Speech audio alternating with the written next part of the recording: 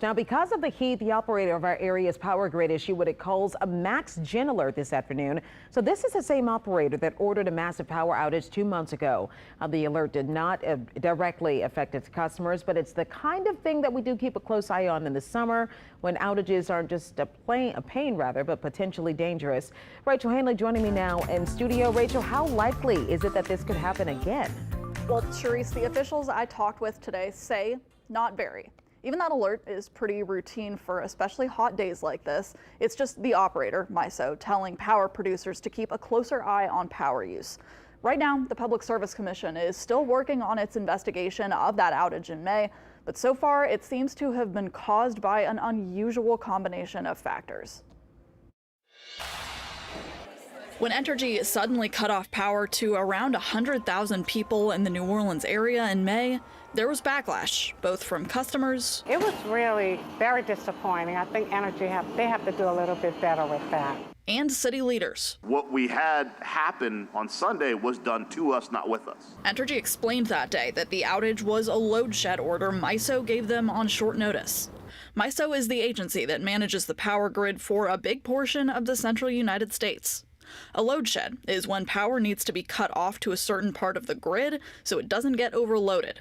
With a heat advisory in effect, we wanted to know the likelihood of something like this happening again. I do not think at this point in time we will see something of that nature. Monday, Public Service Commissioner Devontae Lewis said May's event had to do with the grid's ability to send power back and forth.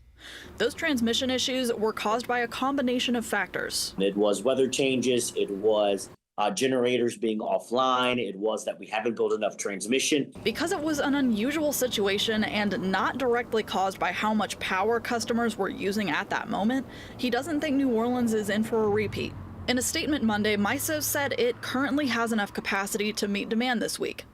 Taking a look at its public dashboard at the time, the grid was stable overall. Most of the energy was from natural gas or coal, and the power being used was about 7,000 megawatts below the forecasted peak. We also reached out to Entergy. A representative said the utility is, quote, prepared for summer weather and currently at work on over 63 projects across the city as part of its resilience plan.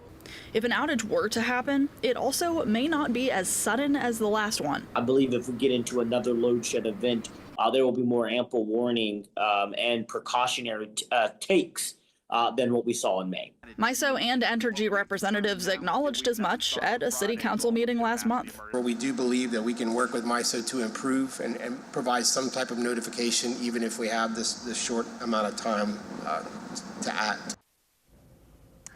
Lewis says the commission's after-action report will be presented at a meeting on August 20th. Entergy also told us that while this heat advisory is in effect, it will be suspending disconnects. All right, Rachel, thank you so much. Glad that they're suspending disconnects. We need the air conditioning, and we have plenty of resources on our website with tips on how to stay cool. That includes a list of cooling shelters across area parishes. In Jefferson Parish, the North Kenner Library was closed for a maintenance issue today, so you have to keep that in mind. In New Orleans, there's an interactive map to help you find the nearest place to keep cool. Just check our website, WWLTV.com.